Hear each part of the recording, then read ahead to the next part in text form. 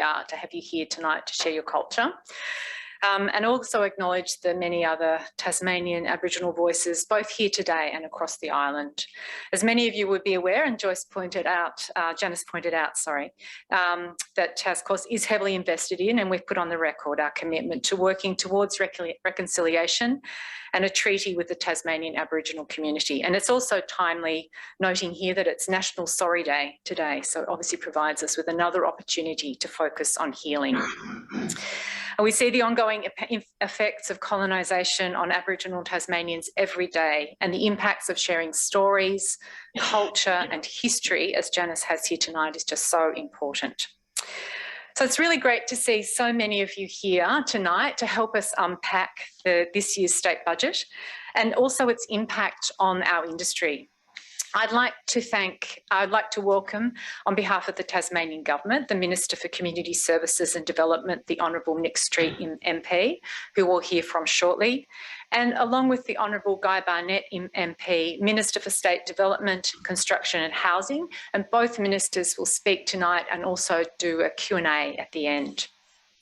And the many politicians that have joined us in the room tonight: Anita Dow MP, Deputy Labor Leader, the Honourable Joe Seeker, MLC, Shadow Minister for Community Services and Development, Ella Haddad MP, Shadow Minister for Housing. Cassie O'Connor couldn't join us tonight, but we're very happy that fellow Green MP Rosalie Woodruff could join us. Christy Johnston MP, Independent Member for Clark, David O'Byrne MP, Member for Franklin, and the Honourable Meg Webb MLC, Independent Member for Nelson. I'd also like to welcome Leanne McLean, the Commissioner for Children and Young People, and our TasCOSS board led by Alex McKenzie, who's joining us in Launceston at our Launceston event tonight, along with board members in the room: Connie DeGolis, Penny Egan, Emily Breffer, Bruce Levitt and Anne Hughes, who's also a life member of TasCOSS. We also have two other TasCOSS life members in the room tonight, Noel Mundy and Chris Jones, so welcome.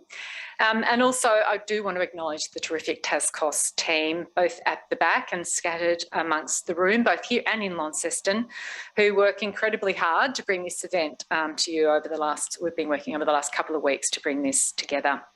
But of course, the heartiest welcome is extended to you, our members. We really love putting this event on every year, and I think it's a really great opportunity for us to really dig down into the budget. So tonight, as with previous events, we'll look at some of the announcements in the lead up to the budget, but also some of the things that we saw in the budget papers today in the lockup. And we'll ask the ministers to provide us with a bit more clarity around the numbers and some of the intent behind them. Because amid the dollars, we'll also be setting our sights on what we're aiming to achieve and the practical application of budget measures towards creating a more equal and inclusive society, one of opportunity and hope for all. It's been affirming to see evidence of this government's priorities and rhetoric shifting in more recent times. And this reflects not just a change in thinking, but also what we learned during COVID-19. And that is, without a healthy, empowered and supported population, then there's no economy to preside over. So taking over the top job from Peter Gutwein, Premier Jeremy Rockliff's stated commitment to lead a government of heart now faces its first litmus test. Namely, will the funding this government commits be targeted, allow for sustainable organisations, empower communities and provide a positive and lasting impact for the communities that need it most? As we know, dollars are only part of the equation. Once the funding is out the door, will the government ensure its spending is having the effect it's intended? For years, what we've heard from Tasmanians is that they simply want to live a good life. Yet in more recent times, what they're telling us is that is an uphill struggle every day. And despite recent gains, the stark reality that's happening right now in Tasmania is that 29,000 Tasmanians are in the labour market looking for work or more hours. 120,000 Tasmanians are living below the poverty line. 65,000 Tasmanians are digitally excluded or not able to get online and access basic services. 59,000 Tasmanian households are currently experiencing energy poverty. And more than 4,500 Tasmanian families are on the social housing waiting list, waiting over a year just for a roof over their heads. Food insecurity, it's an issue that's growing. We know that 1 in 4 Tasmanian households are experiencing food insecurity. And Hobart is the least affordable capital city in Australia. And the recent Anglicare rental affordability snapshot for Tasmania revealed of the 714 rentals available, only 2 were affordable for someone living on income support. By any measure, it's not good enough. What we need to see from this budget is a commitment to addressing the systemic issues that create poverty, disadvantage and exclusion in the form of long-term commitments and meaningful investment into shaping a state that provides opportunities for all Tasmanians to participate in all our island has to offer. So we'll turn our attention to the budget analysis shortly, but first we just wanted to provide you with a bit of a snapshot about where we're at as a state.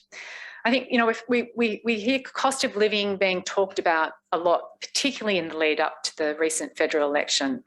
But what do we actually mean? What are these increasing costs really, what sort of pressures are they really having on Tasmanians? So I'm going to show you some slides with some graphs, and I hope you're able to find them. And just know that the slide pack is actually available on your seat. So if you can't see it up on the screen, just follow it on your sheets. The Tasmanian workers have seen their wages rise by 2.8% over the past year. But this annual growth is well behind the 5.8% rise in the cost of living over the same period. This means that Tasmanian households have effectively taken a big pay cut over the past 12 months. And this is on top of lost wages and insecure employment that's been experienced from illness and isolation as part of the COVID-19 pandemic. The current 3 percentage point gap between prices and wages is the largest one since the Liberal government was elected in 2014. The second largest gap was 1.9 percentage points in June 2015, but that was a time of real wage growth when wages increases outstripped inflation. In fact, Tasmania has typically experienced real wage growth since 2014 until the last 12 months. So with real wage growth at 2.8% and inflation running at 5.8%, prices in Tasmania are rising twice as fast as incomes. Affording the basics is getting harder as household budgets are stretched by price increases outstripping wages. So by looking at the key CPI components, we can see that the cost of essentials such as food, housing, health, education and transport are all rising more than wages. But the CPI components don't tell the full story, as the next slide will show. So the cost of household essentials is outstripping CPI and wages. For example, the food and beverage CPI on the far left side of the graph shows costs increasing 4.4%, which is less than headline CPI of 5.8%, but still more than wages at 2.8%. But if we look at some of the subgroups, for example, so beef has risen 13.1%, and we know this is a staple for many families, nearly 3 times the CPI and 4 times wages growth. Vegetables are up 9.2%, more than 3 times wages growth. This means the purchasing power of the household budget, so to put a healthy meal of meat and 3 veg on the table, has fallen by more than 10% from 1 year ago. This is a significant issue for households, and what it does is it manifests in food insecurity. What people are able to eat often is the first thing to go when it's affected by changes to cost of living, with many having to sacrifice food just to afford rent and utilities. Emergency relief and charity organisations saw demand for their service significantly increase during the pandemic. But food security is now affecting working families, with Foodbank reporting 64% of people seeking assistance having some form of employment. And perhaps the most disturbing is that 26,000 Tasmanian children and young people are experiencing severe food insecurity.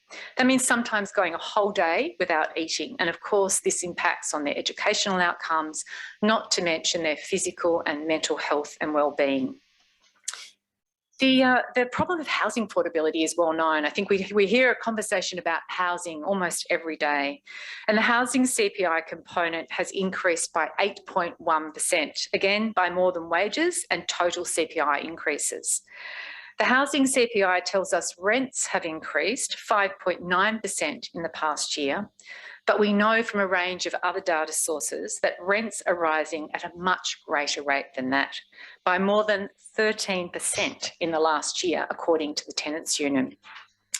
The unprecedented growth in house prices is officially recorded at 18.7% over the year, but we can see that the cost of just making repairs and maintenance to the house is increasing faster than CPI and wage increases. Transport costs, they're also up 19.5%. And this has been driven by sharp rises in petrol that we've all felt. That's up a staggering 45%. And that's the skyscraper that you can see there on the slide. And a range of other household expenses that have increased by more than wages and CPI include providing for our pets, children and young people playing sports, tertiary education and insurances. And the latter is a reflection of climate inaction that's increasing the frequency and severity of major weather events. Given the rising costs and the falling real wages, cost of living pressures are at the heart of household budgets and living standards. And to this end, we're looking for a state budget that has people at its heart, a budget that provides genuine relief to households and addresses structural inequality.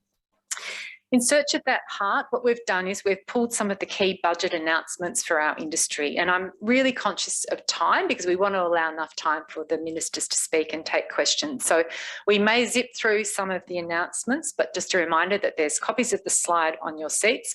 We've also got fact sheets printed out at the back of the room, and we have the budget papers here. So if there's a question that you have that we weren't able to answer tonight, Stephen Durney is around, and I know he's champing at the bit to take your questions.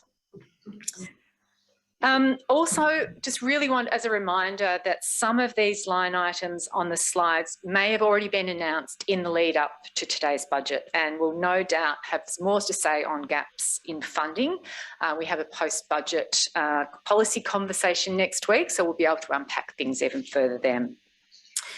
The other point to note is the new addition to the budget, the gender impact statement. And this is something that I know TasCOSS welcomes, and I'm sure that is so right across the sector.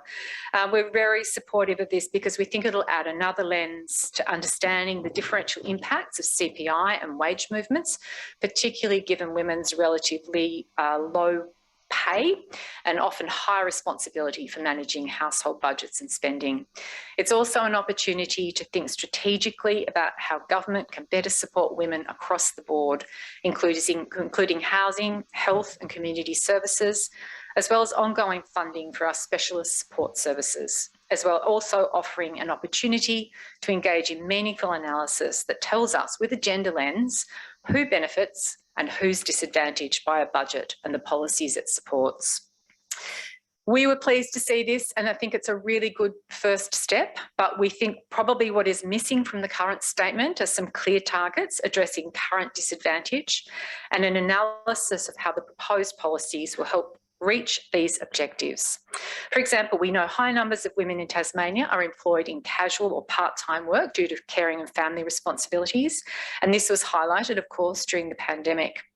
So the Tasmanian Gender Budget Statement is an opportunity to acknowledge this issue and propose policies and initiatives to promote economic security.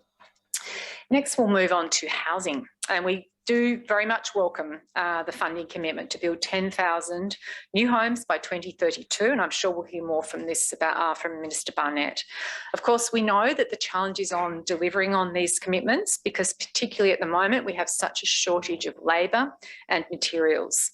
And we think the state government will have to work very closely with the local government to secure appropriate land supply.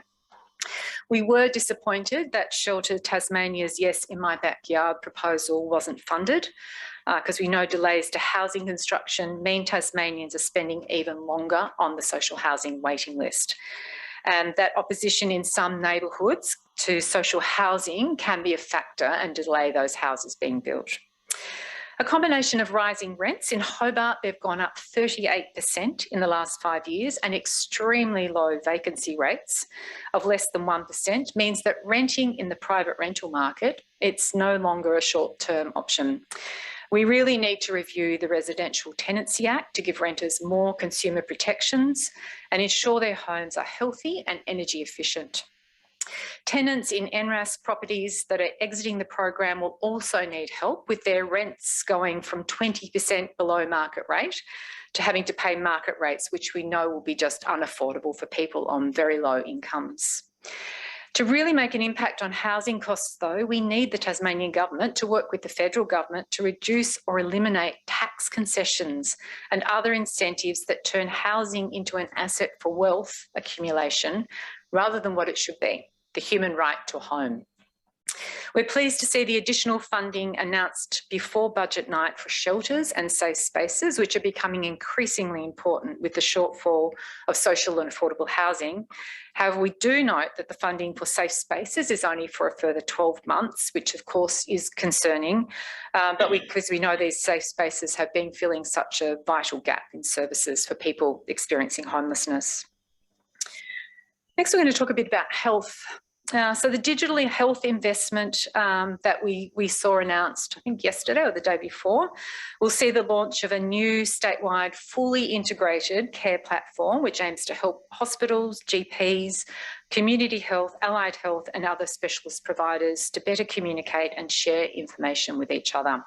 It also includes an upgrade of virtual care technologies, including health, so more patients can receive care in their home or in the community. We would just have a couple of cautions there, though, about this initiative, because I'm not sure some of you may have seen in the Mercury editorial today where they pointed out that similar projects in other states have seen harmful and costly IT and oversight bungles. And second, a concern is an over-reliance on digital technologies to deliver care in homes and communities. We know thousands of Tasmanians can't access the internet or don't have the digital skills to use digital services. So we really need to be ensuring that we're putting things in place to support these people. In the past, we've called for 5% of the health budget to be spent on preventative health, whereas typically it sits at around 1.5 to 2%. And it's difficult to dig out what preventative spending is in the array of the budget papers and the health dollars today. So we will be looking at that over the coming days, and we'll have more to say about that at our budget policy briefing with Richard Eccleston next week. We just move on to mental health now, and the announcement ahead of the budget for investment in mental health, particularly in the north of the state, is recognition that service delivery in Tasmania is unequal, meaning many Tasmanians miss out on the support they need, particularly early on, before their health or mental health spirals downward. We note that the Commonwealth funding commitment wasn't reliant on the re-election of the Morrison government, as was suggested in the media releases on the day. We were looking for investments in the mental health care workforce, which is at critical levels, especially in rural Tasmania. And I know this is something that the Mental Health Council of Tasmania were particularly looking for.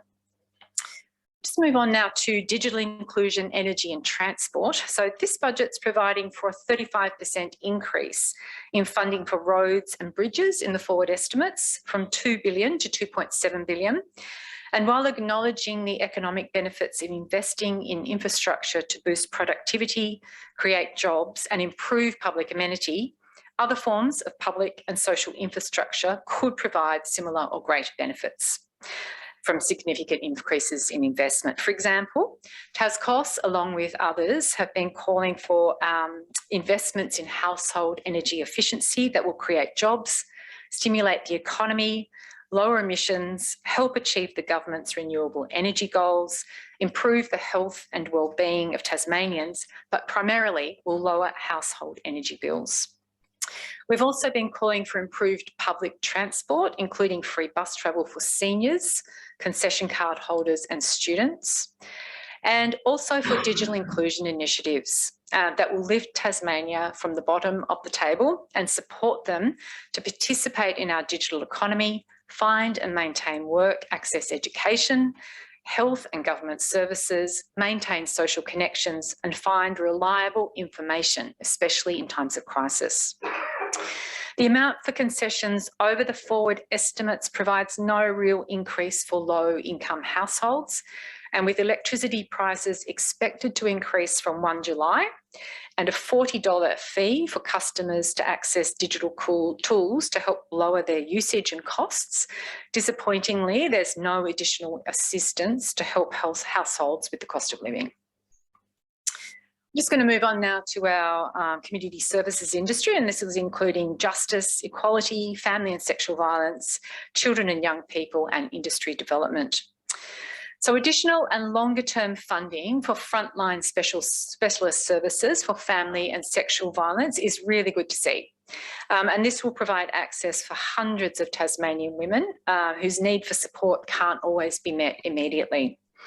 We were hoping this budget would signal a broader shift to longer term funding for our industry, with minimum 5-year contracts becoming standard and appropriate indexation, and funding for evaluation in the context of an outcomes framework.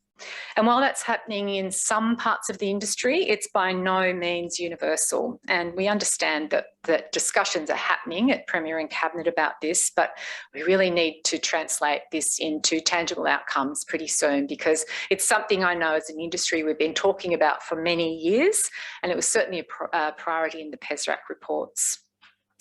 The funding towards elements of the Child Safe framework will be welcomed by many community service organisations, which have been extremely concerned about the government's action in this area to date, particularly in relation to out-of-home care. And the Premier's statement to Parliament on Tuesday really does signal a genuine shift in approach, which we acknowledge and welcome. And our industry is ready to work with government to do what needs to be done to support the safety and wellbeing of Tasmanian children. We also welcome funding to implement recommendations from the bug review into the public trustee. Some absolutely horrific stories that I'm sure you're all aware of emerge from this work, and we really need to do all we can to make sure those terrible breaches of human rights and dignity are never repeated in this state. Embedding human rights and supported decision-making approach and strengthening oversight are an absolutely excellent start. I'd now like to hand over to the Honourable Nic Street MP, Minister for Community Services and Development, to say a few words.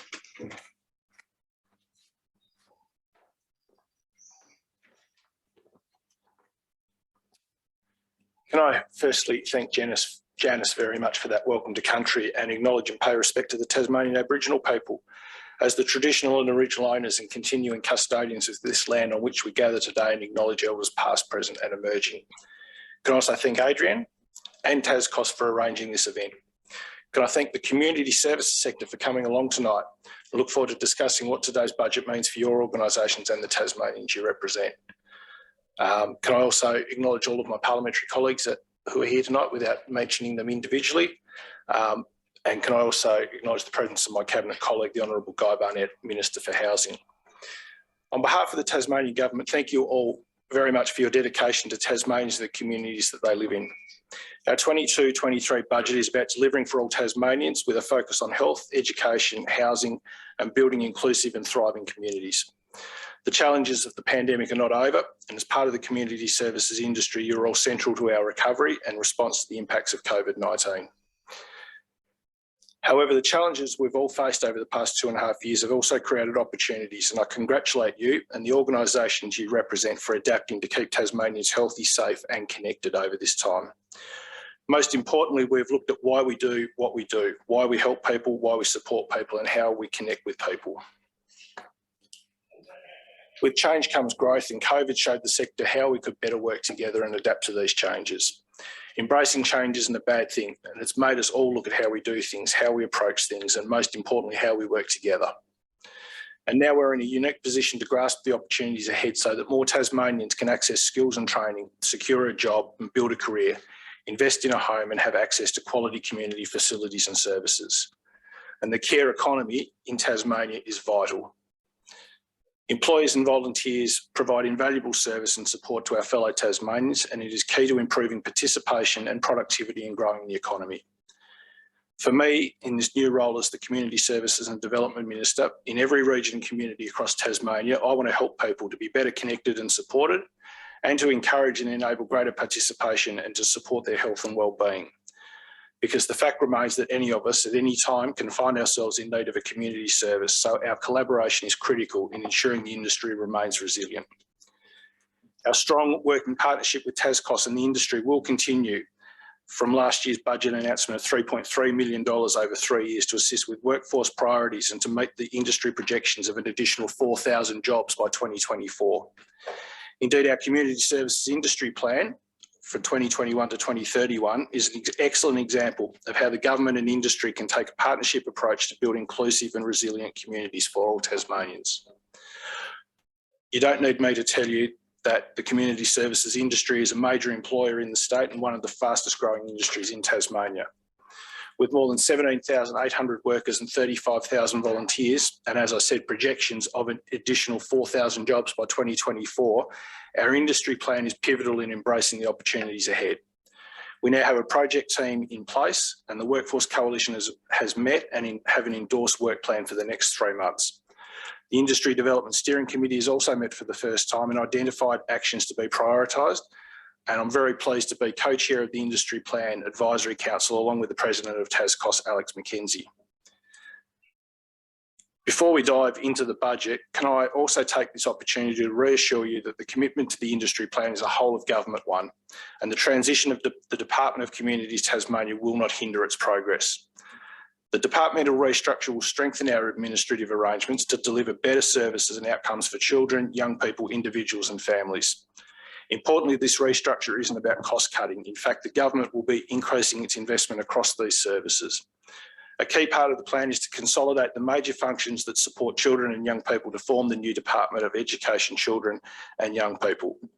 The change will ensure our systems, policies and procedures are strong and consistent and build a culture where a child's development, education and safety are everyone's responsibility, from when a child is born to when they complete their education and training. To the budget. I'm very fortunate to have my colleague here, as I said, the Honourable Guy Barnett, Minister for Housing, to answer questions on our housing funding and policies. But I also make the commitment that if there are questions that we can't answer tonight, we'll take them on notice and endeavour to get you an answer in the next few days.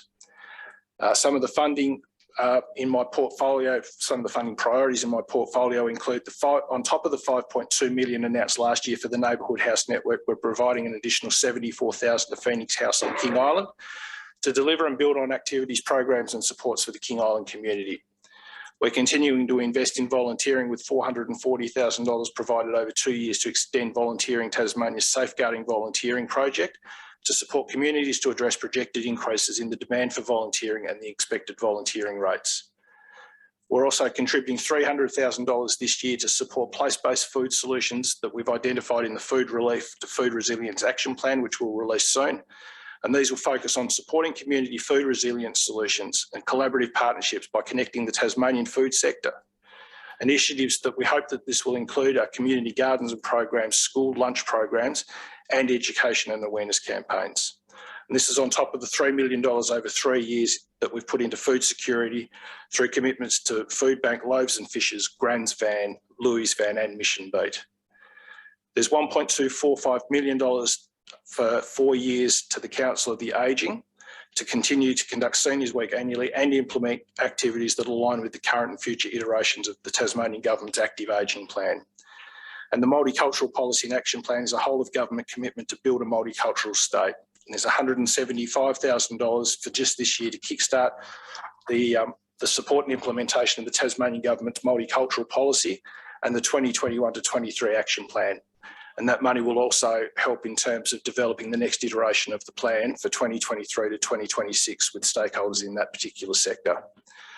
The government remains committed to supporting Tasmanians impacted by family and sexual violence, which will be further demonstrated through the delivery of a third Family and Sexual Violence Action Plan in July 2022. In the 22-23 year, $12.5 million has been allocated for the first year of the 5-year action plan, a 40% increase on the annual investment under our current action plan. Importantly, as we continue to transition to living with COVID, the budget also provides the flexibility needed to ensure we can respond to challenges if required. And if the last 2.5 years have taught us anything, it's that we're going to need to be able to do that as well.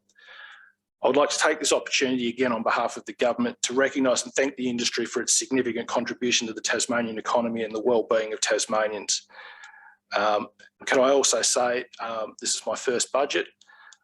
It's an absolute pleasure and quite an honour, I have to say, to be the Minister for Community Services and Development. I've met with some of you, not with all of you, but I look forward to working with all of you to create a stronger, more resilient community and a stronger Tasmania over the next 12 months. Thanks very much.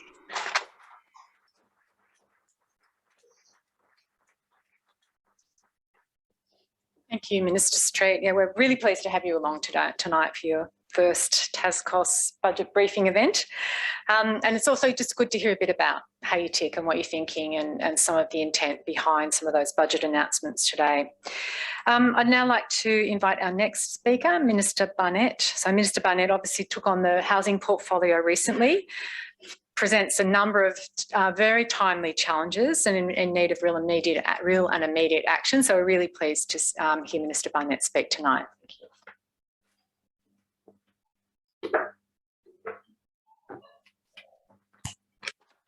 Thanks very much, Adrienne, for the warm welcome. It's great to be with you tonight, and likewise, Janice, thank you for the welcome to country. And I recognise our elders past and present, and I really appreciate the welcome to country, and it's really good to be with you today, and thank you for that. To Nic Street, colleague and friend, for both of us, it's our first TasCOSS budget briefing.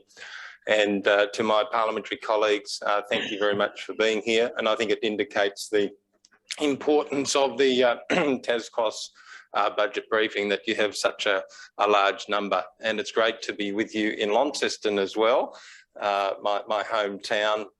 So it's great to be touching base as well. There we go, thumbs up from Launceston. Just about this anyway. But, yeah, look, it's a really great privilege to be here. I'm obviously a newish minister now for state development, construction and housing, and it's I consider it a real privilege to be in this role. It's a great honour, and I know some of you. I don't know all of you, but it's great to connect. I've been out and about. And really enjoying catching up with you and learning more about the sector in terms of housing and homelessness. And I spent about 12 years volunteering in my local community to support vulnerable and homeless Tasmanians about monthly in terms of providing those services. And I really appreciate, it's by the grace of God go I. And it's a real privilege now to be in this role as Minister.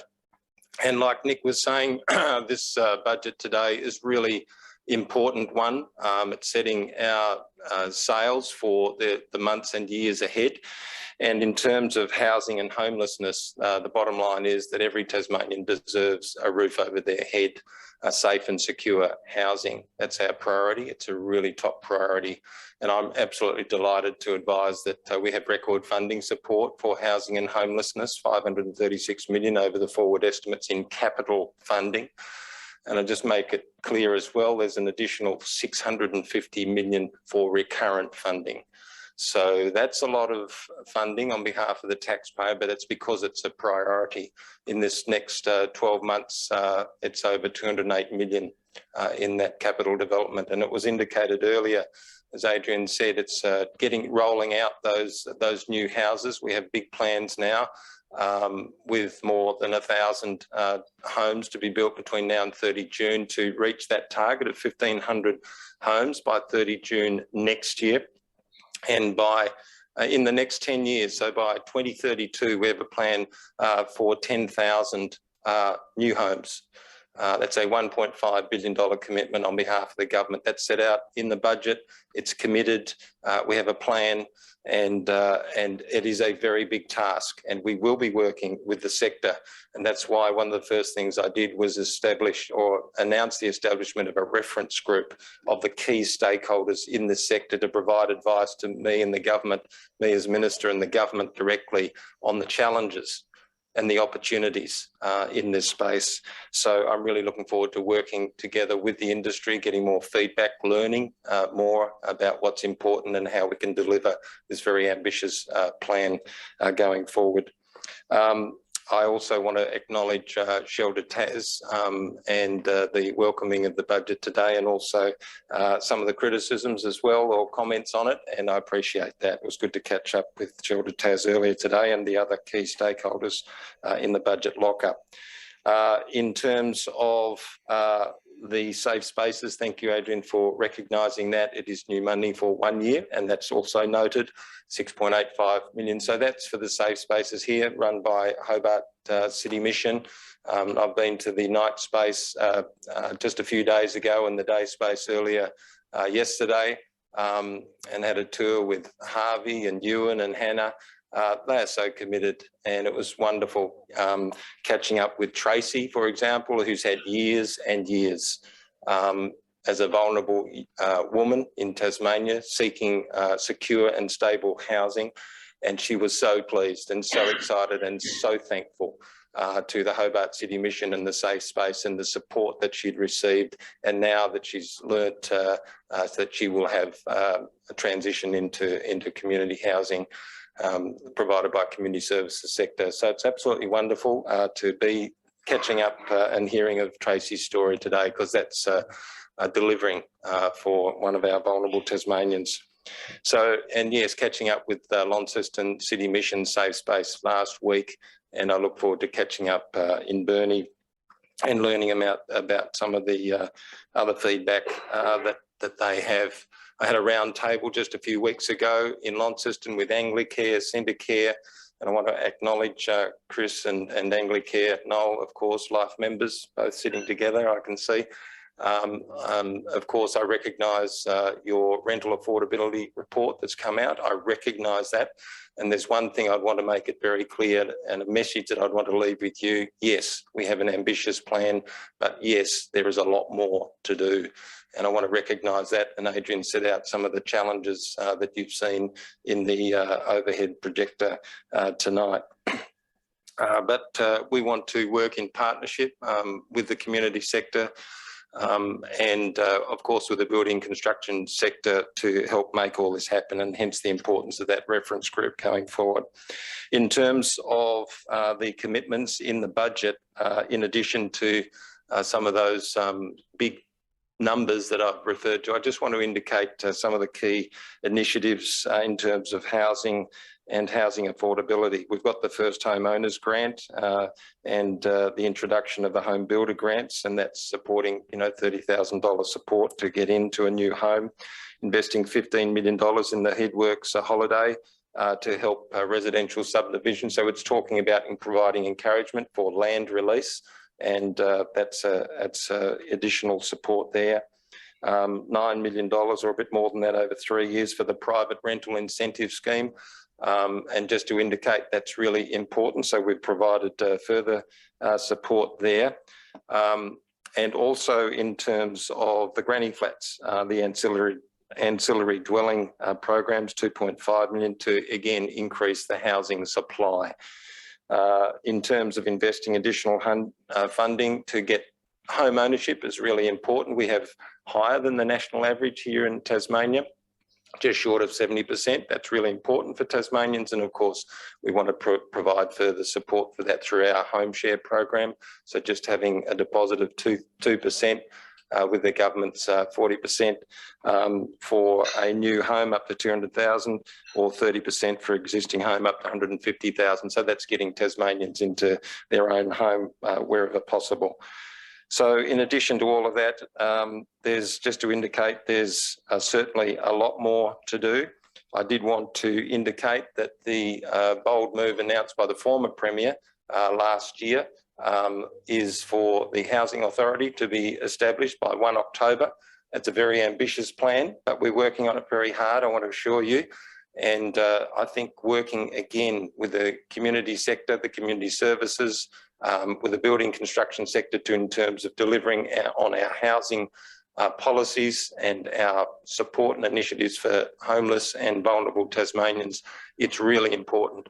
So this will be a key initiative to get homes out of the ground, to deliver on those initiatives and those policies going forward. So we're working across government to deliver on that. It's really important initiative. And you mentioned the PESRAC report too earlier, Adrienne, and again, providing for longer term, more stable and secure funding. And I know how important that is. So I've noted that, acknowledged that in terms of providing security for the sector going forward. And I wanted to acknowledge, obviously, Nic Street's comments with support for the community sector, but with my energy and renewables hat on, if I could just indicate, yes, we do have challenges in terms of cost of living. It is really important, and that is absolutely a priority for our government. But just to be very clear, we have amongst the lowest electricity prices in Australia.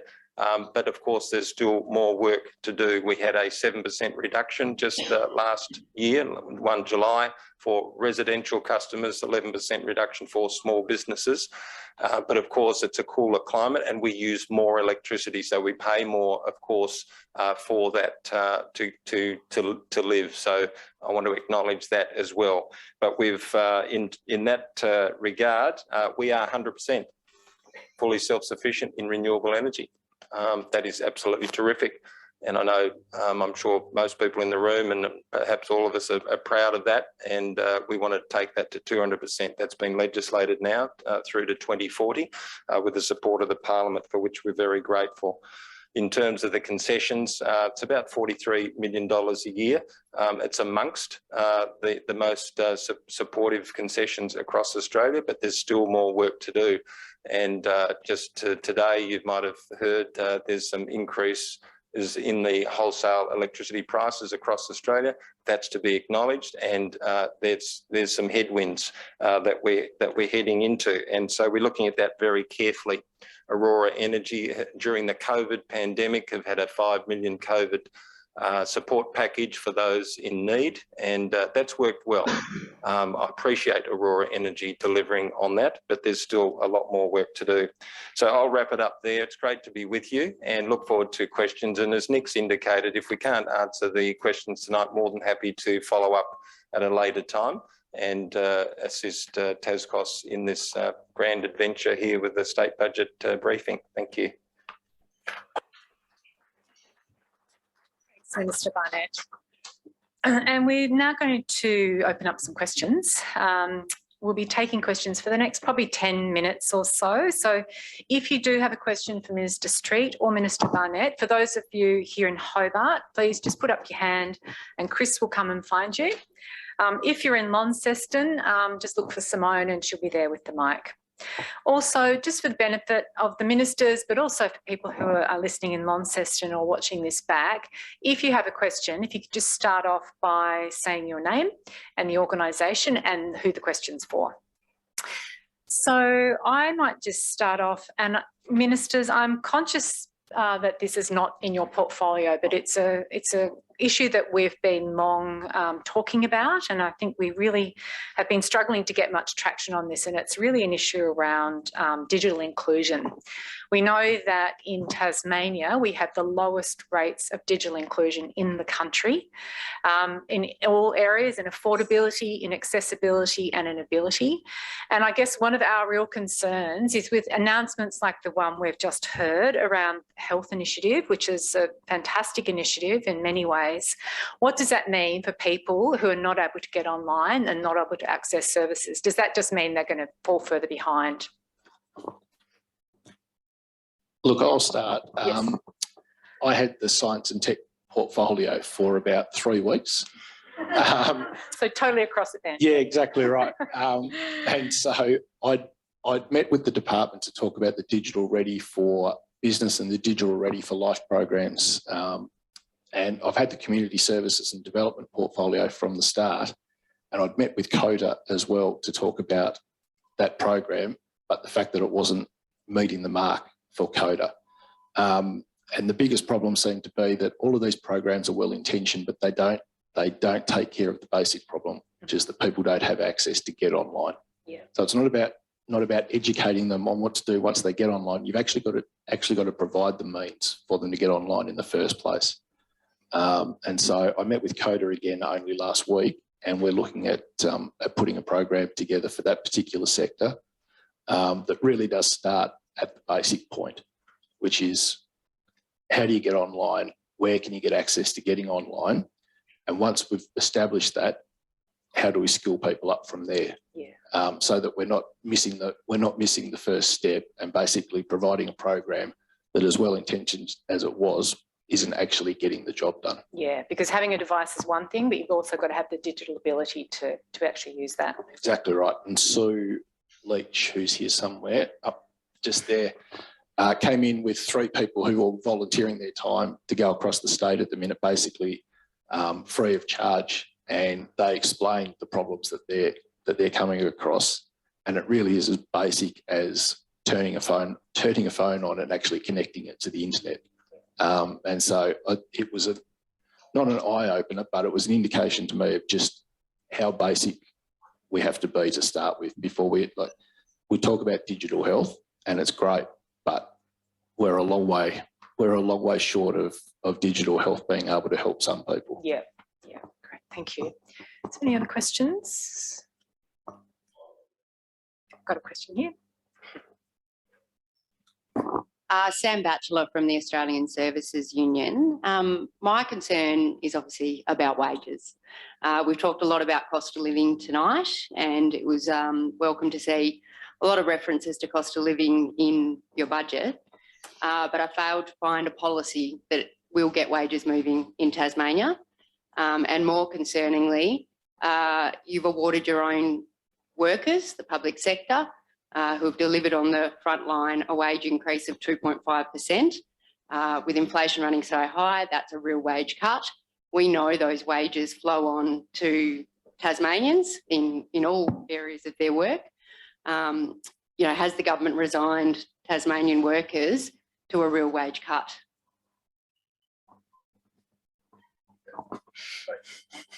Thanks very much for the question. Is that working okay? Yeah. Yeah, I think the Premier referred to this. There was a question in Parliament today, and I think it's absolutely a valid question. And of course, you would have seen from the chart that was provided by TasCOSS the ups and downs in terms of wages and inflation over time, and where the charts go down and they go up and go down again. And of course, more recently, inflation has been going up. And of course, north of 5% now, and I think it was 2.8%, wasn't it, for the wages on that chart as of now. And of course, it goes up and down over time. So the discussions are held, as you probably know, between the various unions and the state government, and the Premier referred to it today in terms of, I think it was the fire services and various members of the public service. So those discussions are ongoing. They had some negotiations, offers, and then further negotiations. So I think they're ongoing, those discussions, and they should be. There's the Public Service Industrial Relations Committee that meets from time to time. So this is very important. Be assured it is a priority, and it needs to be considered as a priority. So that'll be monitored very carefully. What we need to do is to ensure that we have a strong economy so that we can afford, really realistic wage rises wherever possible. Thanks for that question. And as we pointed out in our speech, as we know, cost of living is going much higher than wages increases. So we really need to address this as a matter of urgency. Any other questions? Have we got any questions from Launceston? I know not at the moment. I think we do, Adrienne. Can you hear us? Yes, we can. Yeah. Great. We've got a question from John. Thank you, Ministers, and thank you for the support of our dental program. However, what's not in the budget, and being a former bureaucrat and a bit of a nerd, I've read through the budget papers as best as I can. The areas that my concern are the ZERAC recommendations, in particular for buy local, in particular for the not-for-profit sector, the longer-term contracts. It's a curse, our industry, having 3-4 year contracts. particularly with the workforce we have at the moment, where we can't compete, and you're the biggest competitor, which is the government. We can't offer contracts or employment, particularly people we're trying to attract to come to Tasmania, buy houses, etc., when our contracts are only 2 or 3 or 4 years. And the last thing I was going to say is, given the upper house legislative council inquiry on rural health, I just don't see anything about the inequities between rural health and metropolitan health. So, sorry, where was the gentleman from that asked the question? Royal Flying Doctor Service. Right. Look, it's a legitimate concern, and in the 10 weeks that I've been in the portfolio, continuity of funding for all organisations, it's become clear that my biggest challenge is going to be fixing that. Probably nobody's the sport and rec sector tonight, but it's exactly the same with state sporting organisations that have come to see me. They're all on short-term deals, either 12 months or 2 years. They feel like they're spending all of their time on administration in terms of applying for money instead of delivering the services that we actually ask them to. And so one of my priorities is going to be to hopefully put long-term contracts in place for these service providers, both in the sport and rec, but also in the community sector, so that they can spend more time actually delivering their services. Now, it's probably easier said than done. What I would say is that the key is to have deliverable measures and KPIs that these organisations can be measured against, so that we make sure that the funding we're providing to these organisations is hitting the mark and doing what it needs to do. I know that at 10 weeks into the job, I haven't had a chance to prove my commitment to this, but the fact of the matter is that it has been identified by both myself and my office that continuity of funding for community organisations is going to be something that we need to look at in the next 6 to 12 months, particularly leading into the next budget. It's so good to hear your willingness to look at this, because it is something we have been talking about for a long time. And you touched in your speech on the workforce and community services and the fact that we need an additional 4,000 new people over the next 4 years, just so we can meet current and expected demand. And the best way we can do that is to give people surety of employment, because otherwise these 1-year contracts, it just means you spend half of it just recruiting and bringing people on board, and then you have to wind the program up. And it really, it doesn't help to build trust out there in the community. Without being derogatory, the quality of people that are prepared to take short-term contracts as well, if we want to attract the right people to Tasmania to fill these roles, like you said, we need to give them some surety of employment. Yeah, that's great to hear. We've got any other? Can I just add one thing? Just a big shout out to, there was John Kerwin from the Royal Flying Doctor Service. John, and congratulations on your successful funding at the federal election. That's a huge boost. And thank you to the Royal Flying Doctor Service, because you asked the question about rural and regional Tasmania and health in those areas. We are the most regionalised state in Australia, and someone with type 1 diabetes, and as an ambassador for diabetes, I want to say thank you for your services and what you do, and certainly it's a priority, and we appreciate that effort. Fantastic, thank you. I think we might have another question from Launceston, do we? Just because, is that right, Simone? Sure. Yes, can you hear us, Adrienne? Yes, we can, yes. Minister Street, Alex here, TasCOSS President.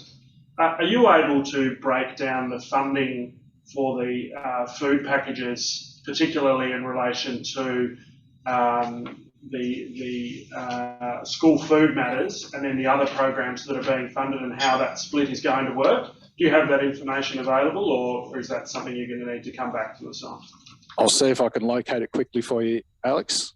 If not, I'll provide the information to you tomorrow. Where are we?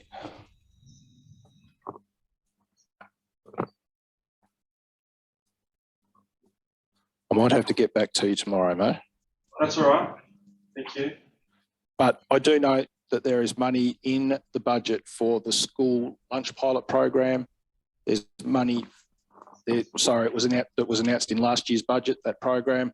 There's money for immediate food relief as well, $1 million a year over 3 years. And there's the $300,000 that I mentioned in my speech in terms of potential new programs as well that will be part of the food action plan going forward. The main focus of the food action plan is going to be trying to move from immediate food relief to food security for communities, and upskilling people as well through the programs that we run using that $300,000. And whilst it might not work as a grant program, what we'll be looking for is submissions from community organisations for programs that they can run using that $300,000. And again, that $300,000 is an indication of one of the challenges I've got, because it's only 12 months funding, and I'll be looking to up that funding in next year's budget and going forward as well in terms of the programs that we run out of that action plan. Thanks, Minister. And we've just got time for 2 more questions, because I just want to make sure we allow enough time just to have a drink and a mingle before we all head home. Just if there's any more questions in Hobart. Yeah, we've got a question from Patty.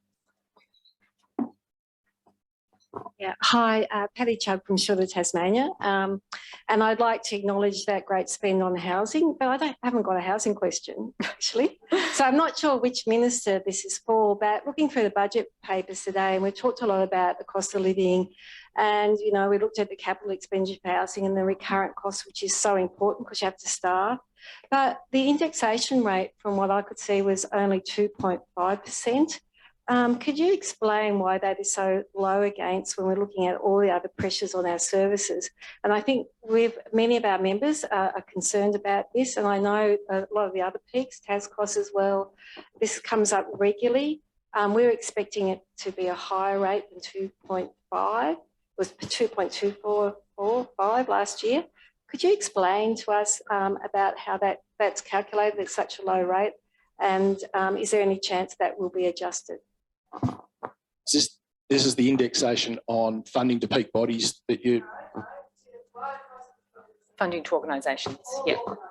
Yeah, look, I don't know how the 2.5 is calculated. It was set at that when I came into the portfolio. I know that the indexation's only been in place for maybe 2 or 3 years.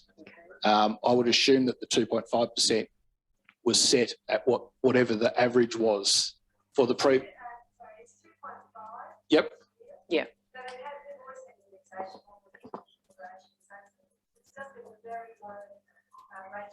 Right. And I think the thing with it's costs are rising for organisations. So things like transport and other costs are rising, and they're going higher than yeah. And look, I'm the first to acknowledge that 2.5% indexation in any other year probably would have seemed like a reasonable figure. But with inflation running at 5.5 or more, that a 2.5% indication is an actual cut in funding effectively. Look, I can't go that far tonight, but I'm more than happy to speak with you once I've spoken to the department as well, and find out how they came to that 2.5% as well. Yeah, we'd love to have a conversation with you about that, because we're hearing, as you, Patty, a lot from our members about what they have to cut in order just to meet cost, and that generally is people, unfortunately. So it's not something we want to get to. I think we might, so we've just got one more question, and if there's none from here, I think we have a question in Launceston actually, so we might go north. Hi, Simone Zell from TasCOSS. I would like to just take the opportunity to ask you a question, Minister Barnett, because of your reference to the safe night spaces and the fantastic work that is done across Burnie, Launceston and Hobart in that really important service. On the one hand, knowing that is something that we really need to be providing for people, but then on the other hand, only having 1 year funding for that program. How does that fit with your obvious value of that to only be giving certainty for 1 more year for that important program? Thank you very much for the question. And again, as a newish minister, my understanding is that it hasn't been a long-standing funding commitment, meaning it's only been in the last, I understand, the last few years, and it's been an annual, round of funding. So this is being a newish minister, I'll take on board that. I certainly really appreciate the services for safe spaces, as I've indicated in Lonnie and Hobart, and catching up with them and seeing what they do. and having worked in that space previously as a volunteer. So yes, appreciate your feedback, take it on board, newish minister, and look forward to further discussions with obviously not just the providers, but TasCOSS and others in the months and years ahead. Fantastic, thank you. And that brings our Q&A to a close. So thank you to Minister Street and Minister Barnett for your time tonight. Before we close, I've already mentioned a couple of times tonight that we're having a policy conversation next week hosted by TasCOSS policy team and Professor Richard Eccleston. So we'd love you to join us for that conversation. It's a really good opportunity just to have some further analysis, particularly when we have a week to have a look more closely at the budget papers and the impact on community services. If you want to register, you can do that on the TasCOSS website. We'll also send around a high-level written analysis tomorrow to our members, which will be accompanied by some commentary from some community services industry peaks. Also, as I mentioned earlier, the budget fact sheets are available for you to take along today, and also the printout of the presentation of slides. So thank you so much for coming along. I think it's been a great opportunity to really have a dig down into what we've saw in the budget today and think about what that actually means for us as we move into the next few months and years. Also, really look forward to meeting with you all again next year. I'm really pleased that we're able to have our Launceston event as well. And just a reminder, I've had a fair few texts from staff about this, just to remind me in case I forget, but the bar is actually free. So that was our intention at the beginning, and I think the staff didn't realise that. So drinks are on TasCOSS. There's also plenty of food. I know Minister Street is going to stay and have a drink and a chat. Mr. Barnett can stay as well. So please, use this opportunity to mingle and network. And thank you so much for coming along.